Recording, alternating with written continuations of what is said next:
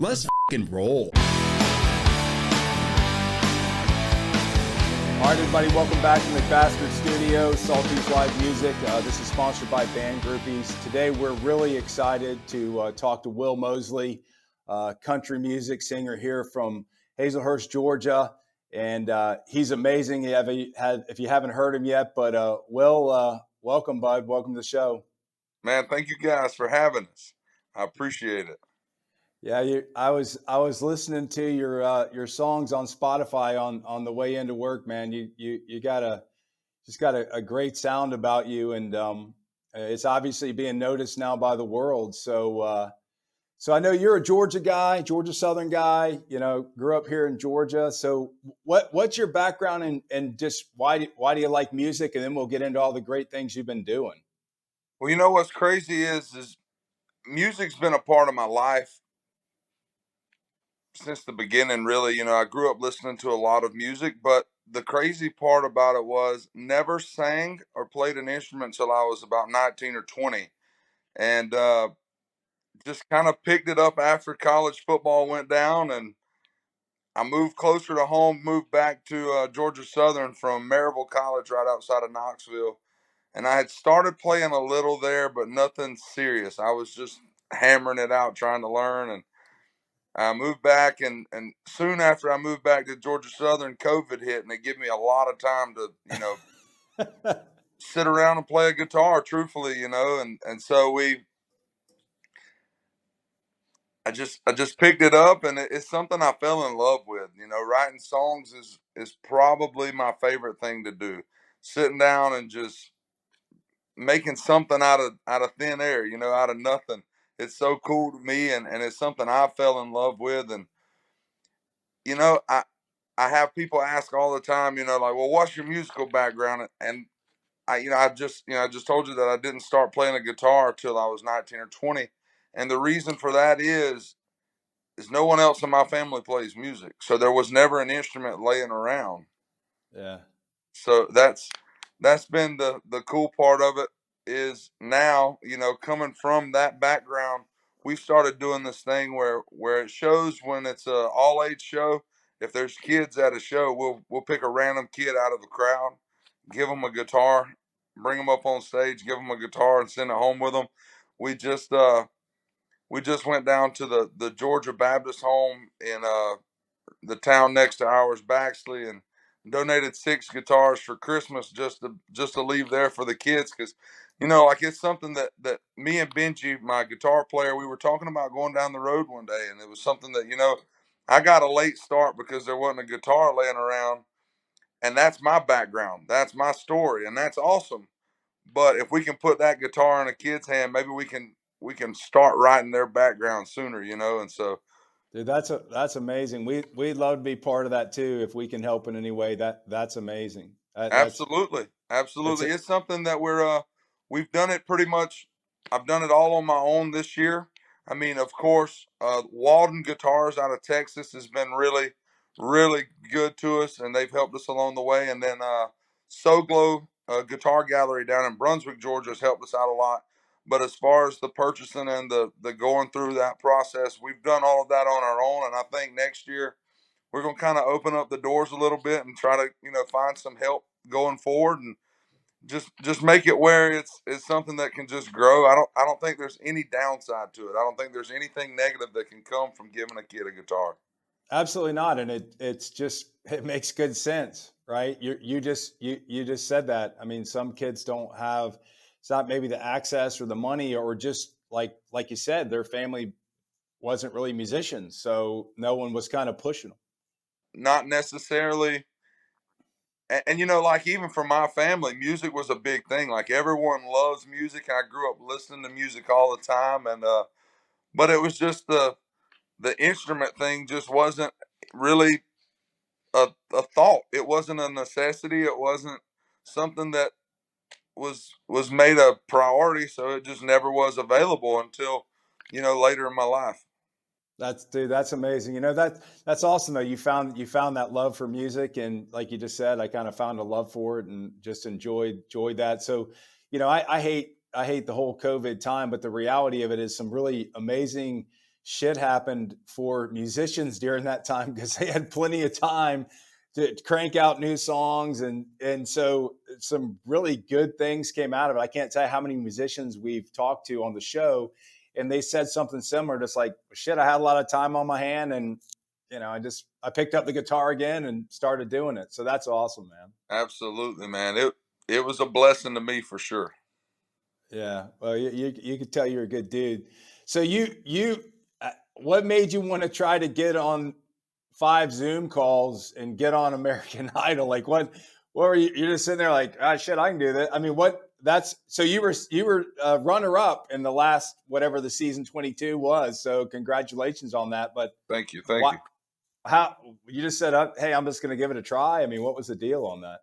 Well, the crazy part was I got a couple buddies around that just they thought it would be something that would be good for me. You know, they believed in me, I guess, more than I did so far as on a show, and they were pushing me to go on it. And I was scrolling through Instagram one day, and a message popped up on my Instagram, and it was a lady who they're pretty much talent scouts. They go through like social media and they find people, and if they realize that person has never been on a show or has not been picked up or needs publicity, they'll reach out to them and be like, "Hey, we think you should come try out for this show." And I was like, "What show is it?" And they're like, "American Idol." I was like, "Okay, well, that's cool because that's what all my buddies has been telling me I need to do." And so I was like, "I'll tell you what, I'll give it a shot." Yeah. Like you said, 5 Zoom calls later, we were in Leesburg in Luke's hometown, and that's kind of where it all started. Yeah, that's awesome. Well, that's amazing. We have so much talent here in Georgia from just the music and Atlanta and surrounding. It's amazing. So it's good to see Georgia boys getting up there and cranking it out. So you've had a really busy month. So you were at the CMA Awards on the red carpet. What was that? What was that like? Man, that was awesome. So I blessed to get the opportunity from ABC to co-host the red carpet event, and you know, it was surreal to me because for me, even now, I still have all of these artists that I look up to, and I was on the red carpet with them, and just getting to rub shoulders and talk and conversate and get to introduce ourselves and build friendships. And the thing that blew me away was the artists that knew who I was, that recognized me when they walked up, and it was something that was cool because it was one of those things where you're getting recognized by people you're looking up to, and it's one of those things where like, okay, it's another one of those moments that like, okay, this is going in the right direction. I remember when I went on the show, when I went on Idol, when my audition aired, I auditioned with an original song. I auditioned with "Gone for Good," and when it aired, that song went to #2 on the iTunes chart. And it was like, it was reassuring to me because at that point it was like that song was something I did completely on my own before anything ever was offered as far as help wise goes. Yeah. And then as soon as it got a little bit of light shined on it, it performed really well. So it's one of those things, okay, what I was doing before the show was right. You know what I mean? It was one of those things, it's reassurance that all of the work I was doing before I got on Idol, it wasn't in vain. It was the fruit was there. It just needed light shine on it. And it was kind of the same feeling when I got to the CMAs at the red carpet event, getting to run into certain people. One of the guys that just it lit me up, man, was Bailey Zimmerman. And me and Bailey had never really crossed paths, but we both knew who each other were. We've got some mutual friends. And he walks around the corner, and we're in the middle of an interview. I'm trying to remember who we were in the middle of the interview with because like he just took my whole train of thought when he did it. He walked around the corner and he looks up and he goes, "Will," and just starts screaming and runs over. I was like, "What's up, man?" And that's the first time, we've had that chance to cross paths. But it was just so cool because, there he is coming down from the ceiling having this big old party on the middle of the stage during the CMAs. And he walks around the corner and recognizes me, and we talked for a few minutes and caught up, and that was just one of the cool things that, like, it was just an experience that was real reassuring. And as far as the red carpets went, man, got to run into Brooks and Dunn, two of my that's two of the biggest names in country music of all time to me, so it was awesome. Dude, that's so great. It's so good. It's awesome just to see good things happen to good people, man. You look like just a good down to earth guy, and I think that's the kind of people that that need to be able to make it, and be able to share their soul. You're doing your music's awesome, man. I heard you when they reached out to us and they told us what you were doing. And I just started listening to you. It's just there's so much great talent, man. But so you've been touring all of December, right? That you were touring recently with one of the American Idol. Was it Colin Stough? Yeah, so we did a 10 show run with Colin Stough, and we just finished that up last Saturday night, and we've been playing probably 15, 20 more shows around those 10 dates that were just our dates, but so we probably played 30 some odd dates in the last few months, and That's awesome. it's been absolutely just it's been fun, man. That's what it's been. That was like old day Georgia Southern beer money, right? Where you were That's playing it. for down at Bashas or something. Well, you're a lot younger than me. Bashas may not have been there when you were there. No, I wasn't there. We were still playing for bar tabs though. Yeah. Well, I love Statesboro. Some great musicians came out of Statesboro too. I love the song Statesboro Blues. And unless you've been in Statesboro on a hot summer day, you really don't know what the heck that means. Right. But it was awesome. So what's it like? So I've known of Zach Brown before Zach Brown ever played music. So since he was a little kid, he's a local guy here out of the Cumming area, and he's had great success and just done an amazing job. So are you pumped about playing in State Farm Arena on New Year's Eve? Are you shitting me? That's awesome. Man, I'm telling you what, it's one of those pinch me moments, man. So I come off of the show, and in May, middle of May, first week in June, Zach took us up to New York to open up for him in an amphitheater. It was my first amp show, and now I'm going to State Farm Arena. It'll be my first arena show right back with Zach. And man, we're pumped. I mean, we are excited. The last few days we've been locked in a cabin, getting everything tightened up for the show, because it's we'll be the first of three. Well, it'll be us, and then Gaelic Storm, and then Zach, and then but we've added a bunch of stuff to our set list. All of our new originals. We got the band together before we started the 30 dates, and we put together a couple set lists, a little bit of alterations. But since then we've wrote a lot of music, and it's all been developed, but we just hadn't added it to the set list. And so for New Year's Eve, we were thinking, if we're going to State Farm Arena, we might as well try to hit it out the park. So we've started spicing up our set list a little bit, all originals, just cranking it out. We've been getting locked in for the last few days, and it's exciting, man. We're pumped. I mean, like I get the stutters, I get the jitters. I can't help it. I smile from ear to ear when I get to talking about it. Well, you know what? That smile brings happiness, man, and people can tell when you're having fun and a good time and excited. And I hope you never lose that passion, like where you're at right now, because that's really what it's about, right?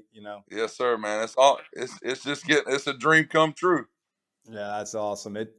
Don't let things that you really love sometime turn into it is a business. Music is a business, It but is. don't lose that passion. Just keep singing that original song, that original kind of vocals that you did and came from you. You do that, man. You do that, and you're going to be awesome. That's it. So what do you tell what do you tell your fans out there? You obviously got a pretty good fan base now. We kind of watch like what you're doing on social. So how do you keep up with your fans? And you want to say anything specific, since this is your show, brother? You know, we we've been keeping up with it as much as we can. You know, we released a new song. I I think it was a week and a half ago now. It was last Friday we released it, and what was so cool is just to see the support that I was shown off of that song. It was amazing, and I got to say thanks, man. Every time we release something, every time we post something, every time something comes out, we just get endless support and love shown to us for it, and it's so special, man. I can't help but just be grateful for all the support that we're shown. Every time we go to a new city, there's people showing up to the shows, and it's a good time, man. It makes the work side of what we're doing so much easier, knowing that there's people out there who truly appreciate and support what we're doing. So I guess to the people watching that support us, man, thank you so much. Like, we really and truthfully, we appreciate it, because that amount of support and just the outpouring of love that we get every time we take a little risk, we get this reward just thrown all over us. That makes it so much easier to put your head down and go back to work and do it all over again. Throw it all on the line, man. We're all going in the dirt, brother. That's Throw it it. all on the line. Live your life like you want to live it. You know what I like about you? You look like a country music star, man. You look like a country music singer. I love that. No white polos and whatever. You're the man. You look like you're representing Georgia country music like it should be, brother. I'm grateful for you. Man, I appreciate it. Well, man, I really appreciate having you on. I want to tell the audience, everybody, so State Farm Arena, December 31st. Will Moseley will be there with Zach Brown and others that he said. Check it out. It's going to be a great event. If you've never been to State Farm Arena, it's an awesome venue. It's going to be a lot of fun. I mean, New Year's Eve, who doesn't want to go into 2025 without listening to Will Moseley and the Zach Brown Band? So to everyone out there locally in Atlanta, if you haven't got tickets, it may be sold out. I don't know. It's probably already Not sold yet. out, but Not yet. not yet.